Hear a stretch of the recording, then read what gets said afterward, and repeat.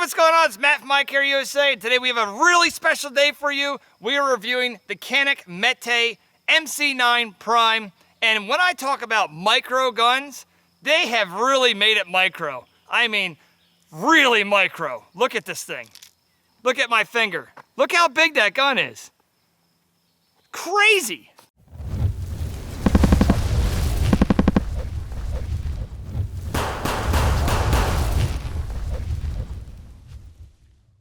So we got the real Canik Mete MC9 Prime here. That's just the tool it comes with. It's pretty neat. You can do little fasteners and your red dot tool and all that stuff. It's pretty cool. Comes free with it. But this is the real Mete 9.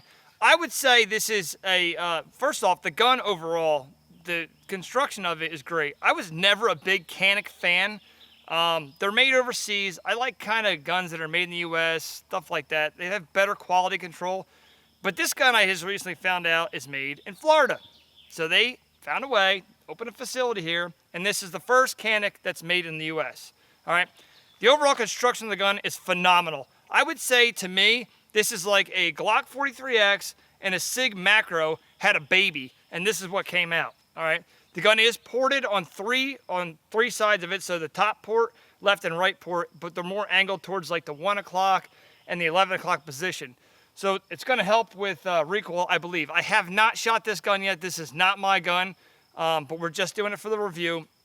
The trigger on this is amazing. It breaks like glass. It's very sharp. The reset, again, very textile, very sharp reset.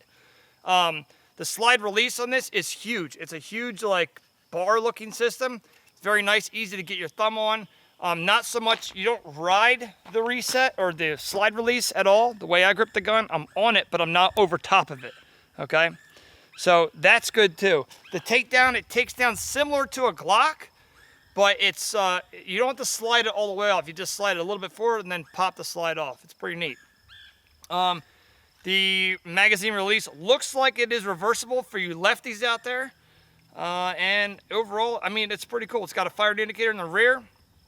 Metal sights from the factory, looks like tritium on the front. Did this Holosun come with this gun? No? Okay, so the Holosun was added on.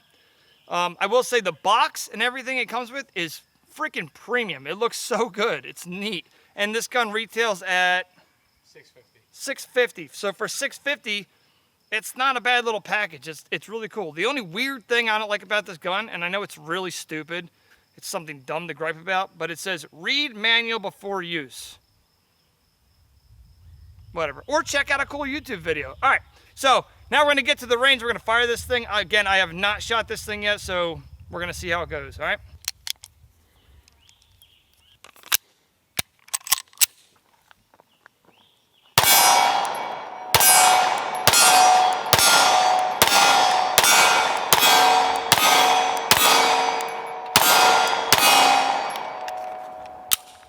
All right. Let's talk about that real quick because that was quite a ride. I don't usually shoot a lot of ported guns, but this porting and the way I hold the gun, I feel it right here. Right here, there's like it's like I'm getting tapped in the head with a hammer. We're gonna go ahead and shoot another one through this. While we are getting another magazine, I wanted to take this out and put it out there. When I say carry gun, Glock 43X, okay? In front of the Canik Mete. The handle is a little bit shorter with the magazine, and I have a magwell on here also. So it's a little bit, the 43X is a little bit shorter, and the muzzle is probably shorter by almost an inch, okay? So take that into consideration. If you're used to carrying a 9 like this one is gonna be a little bit bigger, all right? In comparison, the Echelon carry is almost the exact same size as the Mete.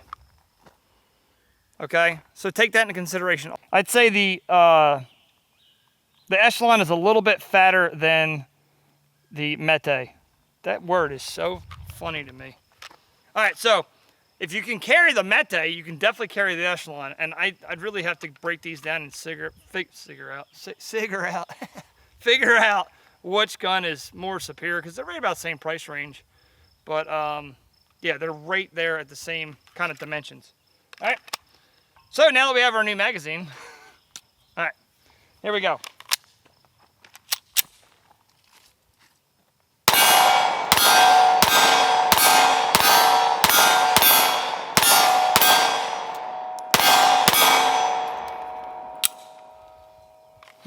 man, I really wanted to love this, but I got a headache. I'm not kidding. The porting, I can definitely feel it up here. Now, again, everybody's different. Everyone gets reaction from porting and recoil differently. The recoil is, I mean, it's not bad. It's almost non-existent. It does flip a little bit. The porting helps with that recoil, but the porting also directs a lot of concussion and blowback back towards the shooter. Carrying a ported gun is definitely something you should consider not doing for a lot of reasons. One, if you're ever in an enclosed space, porting becomes way louder because it's bouncing off all the the walls and the ceiling and everything. Also, if you ever have to draw and shoot from the retention here, that port is directed right towards my face. So you're going to get lead spalling, powder, all that stuff right towards your face. So if you're going to carry this gun for self-defense, it's definitely something you want to consider, and either you're going to do it or you're not going to do it. It's one or the other.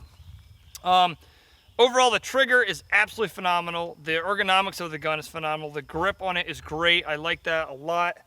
It does come with 3 different back straps, and I don't know if I covered it before, but it does come with this mag well from the factory. So, with all that being said, if you were to take, let's just say, what do you think, a SIG macro, and did all these upgrades to the trigger, mag well, all this stuff, you'd be well over $1,000, okay? Now, if you were to take a 43X and do all those upgrades, you'd probably be right around 800, maybe 750 range. So you're getting all those upgrades already for the 650 range. So it's pretty good. That's not bad.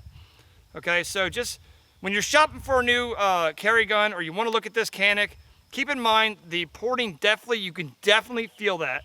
Okay, but the ergonomics of this gun overall probably outweigh it a little bit. I'd have to really shoot more rounds to it to really see how much that concussion pisses me off. But it's not a bad gun. If I could rate this gun as a carry gun,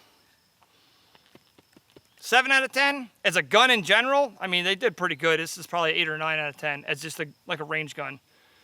So yeah, I would recommend this to anybody. Just, you got to watch that porting. So maybe Canik, maybe make an unported version if they do. I don't know if they do or not. I don't really follow Canik that much. But yeah, go ahead and check them out. I'd say 8 out of 10 as a general gun, and then I'd say 7 or maybe 7 out of 10 as a carry gun. All right, so thanks for watching. Like, comment, subscribe, and I'll see you on the range.